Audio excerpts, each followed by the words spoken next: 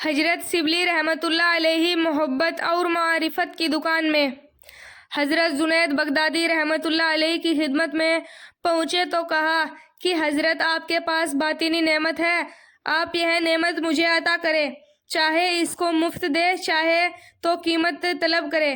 حضرت نے فرمایا، قیمت مانگو تو تم دے نہیں سکو گے، اور اگر مفت دو تو تمہیں اس کی قدر نہیں ہوگی۔ گورنر نے کہا، پھر آپ جو فرمائے میں وہی کرنے کو تیار ہوں۔ حضرت جنید بغدادی رحمۃ اللہ علیہ نے فرمایا کہ کچھ عرصے یہاں رہو، جب ہم دل کے آئینے کو صاف پائیں گے تو یہ نعمت عطا کر دیں گے۔ کئی مہینے کے بعد حضرت نے پوچھا کہ تم کیا کرتے ہو؟ عرض کیا کہ فلاں علاقے کا گورنر رہا ہوں۔ فرمایا کہ اچھا، جاؤ بغداد شہر میں گندک کی دکان بناؤ۔ گورنر صاحب نے شہر میں گندک کی دکان بنا لی۔ ایک تو گندک کی بدبو، دوسرے خریدنے والے عام لوگوں کی بحث بازی۔ گورنر کی طبیعت بہت خزکی اور لاچاری میں 1 سال گزرا تو حضرت کی خدمت میں عرض کیا کہ حضرت 1 سال کی مدت پوری ہو گئی۔ حضرت نے فرمایا، اچھا تم دن گنتے رہے ہو، جاؤ 1 سال دکان اور چلاؤ۔ اب تو دماغ ایسا صاف ہوا کہ دکان کرتے کرتے سال سے زیادہ عرصہ گزر گیا، مگر وقت کا حساب نہ رکھا۔ ایک دن حضرت نے فرمایا کہ گورنر صاحب، آپ کا دوسرا سال پورا ہو گیا ہے۔ عرض کیا، پتہ نہیں۔ حضرت نے کٹورا ہاتھ میں دے کر فرمایا کہ جاؤ بغداد شہر میں بھیک مانگو۔ گورنر صاحب نے حیران رہ گئے۔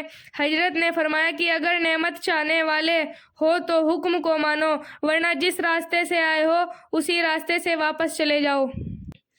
گورنر صاحب نے فوراً کٹورا ہاتھ میں پکڑا اور بغداد شہر میں چلے گئے۔ کچھ لوگوں کو ایک جگہ دیکھا اور ہاتھ آگے بڑھایا کہ اللہ کے نام پر کچھ دے دو۔ انہوں نے چہرے کو دیکھا تو فقیر کا چہرہ لگتا ہی نہیں تھا، لہٰذا انہوں نے کہا، کامچور، شرم نہیں آتی مانگتے ہوئے؟ جاؤ محنت مزدوری کر کے کھاؤ۔ گورنر صاحب نے جلی کٹی سن کر غصے کا گھونٹ پیا اور کہر درویش بزجان درویش، درویش کا غصہ درویش کی جان پر والا معاملہ۔ عجیب بات تو یہ تھی کہ سال بھر بھیک مانگتے رہے مگر کسی نے کچھ نہیں دیا، ہر ایک نے جھڑکیاں ہی دی۔ یہ باطنی سدھار کا طریقہ تھا۔ حضرت جنید بغدادی رحمۃ اللہ علیہ گورنر صاحب کے دماغ سے ناز و گھمنڈ نکالنا چاہتے تھے، لہٰذا 1 سال لوگوں کے سامنے ہاتھ پھیلا کر گورنر صاحب کے دل میں یہ بات اتر گئی کہ میری کوئی قیمت نہیں، اور مانگنا ہو تو بجائے مخلوق کے خالق سے مانگنا چاہیے۔ پورا سال اسی کام میں گزر گیا۔ ایک دن حضرت جنید بغدادی رحمۃ اللہ علیہ نے بلا کر گورنر صاحب سے پوچھا کہ آپ کا کیا نام ہے؟ عرض کیا، شبلی۔ فرمایا، اچھا، آپ ہماری مجلس میں بیٹھا کریں۔ گویا 3 سال کے مجاہدے کے بعد اپنی مجلس میں بیٹھنے کی اجازت دی، مگر شبلی رحمۃ اللہ علیہ کے دل کا برتن پہلے ہی صاف ہو چکا تھا۔ اب حضرت کی ایک ایک بات سے سینے میں نور بھرتا گیا اور آنکھیں بصیرت سے مالا مال ہو گئی۔ کچھ مہینے کے اندر حالات اور کیفیت میں ایسا بدلاؤ آیا کہ دل اللہ کی محبت سے لبریز ہو گیا۔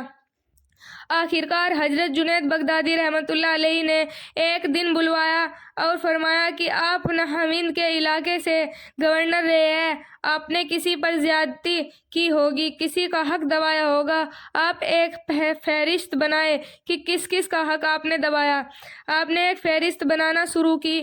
حضرت نے توجہ دی، لہٰذا 3 دن میں ایک کئی صفوں والی لمبی فہرست تیار ہو گئی۔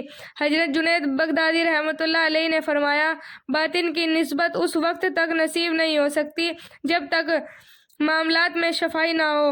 جاؤ ان لوگوں سے حق معاف کروا کے آؤ۔ چنانچہ آپ نہاوند تشریف لے گئے اور ایک آدمی سے معافی مانگی۔ کچھ نے تو ایک دم معاف کر دیا اور کچھ نے کہا کہ ہم اس وقت تک معاف نہیں کریں گے جب تک تم اتنی دیر دھوپ میں کھڑے نہ رہو۔ کچھ نے کہا، ہم جب تک معاف نہیں کریں گے جب تک تم ہمارے مقام کی تعمیر میں مزدور بن کر کام نہ کرو۔ آپ ہر ایک آدمی کی خواہش کے مطابق اس کی شرط پوری کرتے رہے، ان سے حق بخواستے رہے، یہاں تک کہ 2 سال کے بعد آپس بغداد پہنچے۔ اب آپ کی خانقاہ میں آئے تو 5 سال کا عرصہ گزر گیا تھا۔ مجاہدے اور رضایت کی چکی میں پیس پیس کر نفس بھر چکا تھا۔ میں نقل کی گئی تھی، باطن میں تو ہی تو کے نعرے تھے، بس رحمت الہی کے جوش مارا۔ اور ایک دن جنید بغدادی رحمۃ اللہ علیہ نے انہیں باطنی نسبت سے مالا مال کر دیا۔ بس پھر کیا تھا، آنکھ کا دیکھنا بدل گیا، پاؤں کا چلنا بدل گیا، دل و دماغ کی سوچ بدل گئی، غفلت ختم ہو گئی، معرفت الہی سے سینہ پر نور ہو کر خزینہ بن گیا اور آپ اللہ کے عارف بن گئے۔ بھائیو بہنوں، ہمارے چینل کو سبسکرائب کریں، ویڈیو کو لائک کریں، شیئر کریں۔